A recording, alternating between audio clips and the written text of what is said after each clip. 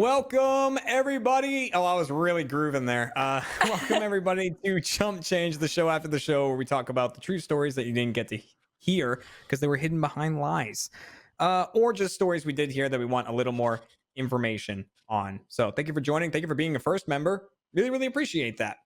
And yeah, we're back. Hi everybody. Hello. So the hand. Ugh, the hand. back. Oh. God. So one of the stories I definitely do want to hear, Mariel with the tequila factory. I definitely want to hear the true story with that. Oh man, it's a good story, and by that I mean it's not a good story. My family, we travel to Mexico quite often. We're Mexican, and there's actually a town called Tequila where there's a lot of tequila factories. And when I was about 11 years old, we were there on vacation, and we were driving through and we passed by the town, and my dad was like, oh man, like I know that they do tequila tours and you can like go and see how they make it. It's like a distillery. It'd be really cool to go. And we were like, okay, let's do it. And so we went, and they were giving out like samples and stuff. And it was enough that like our parents were like, oh yeah, it's fine. And we didn't really think anything of it. But also they had like the fruit of the agave that you could suck on. And if you sucked on enough of it, like as an 11-year-old, combined with like the limited amount of tasting shots that we were having, got plastered. And like, luckily for my parents, wasn't like sick or anything. I just slept the entire way back to our to the like resort we were staying at. But oh yeah, my gosh, did you get in trouble? No, I mean I think my parents were like, "Ooh, we kind of fucked up on that one. We should have been watching her a little bit more close." Yeah. Get her out of here. But no, I didn't get in trouble. And I mean, I had like my older brother was like 18, and I have my brothers are older than me, and so no one was really paying attention because it was like like it was a hot day. We were like going to the beach later. We were just fucking sampling and tasting, and a few hours later, it was just like, I don't feel so good. So I also want to point out, I've been getting text messages from my mom. This whole time. Boy. They watch the show. So first, she was asking how to watch Chump Change because she wants to hear more. She said, I also want to clarify. She said, I didn't say boarding school. I said reform school. And I said, okay, all right, fair enough. Okay, fair enough. That's better. And then she said they were laughing, and she said she did it because my grandfather had done it to my uncle and brought him to the National Guard building. And she said, I don't know if that helped. But yeah, apparently she learned it from there. Yeah, I was telling the truth about that. I was hanging out of my second story window in my house. I had little toy turtles when I was a kid. I was really into animals, so like my toys were just like wax figures, very realistic looking animals. Like that's what I had, and I was like, oh, that's this kind of turtle, that's this kind of blah blah blah. That's just what I was into. And nerd. But I had opened my sister's window, her bedroom window, and there was like a roof on the first floor over like our porch area, and I'd thrown the turtle onto the roof. And I was trying to see where it was. So I was halfway leaning out this second story window over like our concrete patio. And she walked in and like ripped me out of there. And then she was like, well, this is what we're doing now. Scared straight. Time to get. Yeah. You don't jump straight to the boarding school. You have to go through several other misbehaviors before that's the trigger. I was a little shit. Yeah, absolutely. I was the worst. And I know that. So yeah, that was like the kind of last straw type thing. And my sister has a diary. She's 2 years older than I am. So yeah, I think I was either 6 or 7. So that would make her like 8 or 9 at that point. And in her diary, one of the pages on the day, it says, "Mom just took Jeremy away. This is the worst day ever." And then the next page said, never mind, he's back. She's like, dang it. Yeah. My dad had to be like, no, it's fine, he's coming back. Oh. They were just telling us. They were just talking about. But yeah, it was a good technique. Ryan.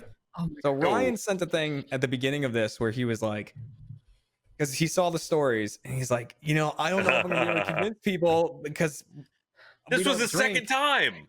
Yeah, the second. I think Trevor was the the last first one. episode I was on. Trevor had a drunk story. I'm like, no one's gonna buy me doing something that got drunk. Right. So I was like, all right, here's the two things I'm hoping for. Either Mariel gets her own story or Jeff gets it because it'd be believable from Jeff. And I was like, or we just bank on the fact that, the audience thinks that it was Jeff and Hannah doesn't know Ryan well enough. And then that's what ended up happening. I know. And to be fair, by 11, I was getting drunk a lot. So it would have been pretty good. Well, you were putting Nair on your head. Yeah. Oh my God. Yeah. I love that the first question that me and Emily both asked was about the smell, because that is like, I'm shocked. I'm curious what was different. I don't even know that it was Nair brand Nair. I just know that my mom took me in, like when we were trying to figure it out, because I was crying because I was having I would wake up in the morning and there was hair everywhere. And my mom walked me into the bathroom and she was just like, she's trying to figure it out. And she was just like, after a while, she was like, point to the shampoo. And I just pointed to what I guess was Nair or some Nair product. And she was like, is that what you're using? And for how long? And I was like, I don't know. We've been here for like 10 days or something. So about that long. Yeah. Oh my gosh. I wish I remember the smell. I really do. Was there any lasting effects or like how long did it take to come back? Oh, I don't remember that part.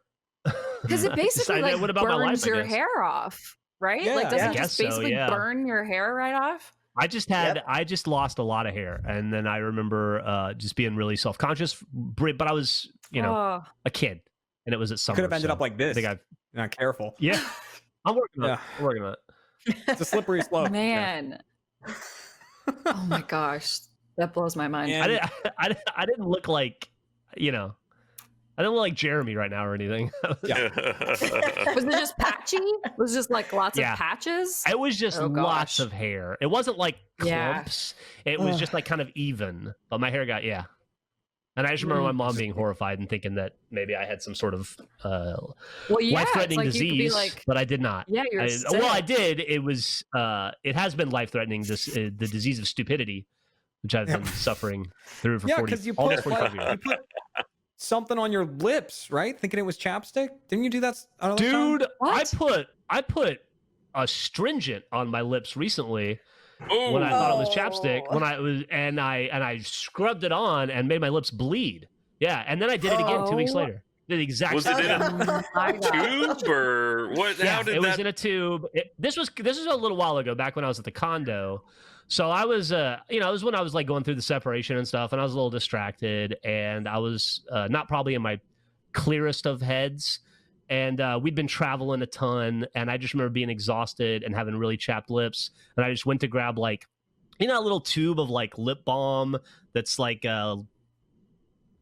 petroleum jelly brand, whatever that brand is. Like I thought it was that. And yeah, kind of, but it was like a tube. It's like a little tube.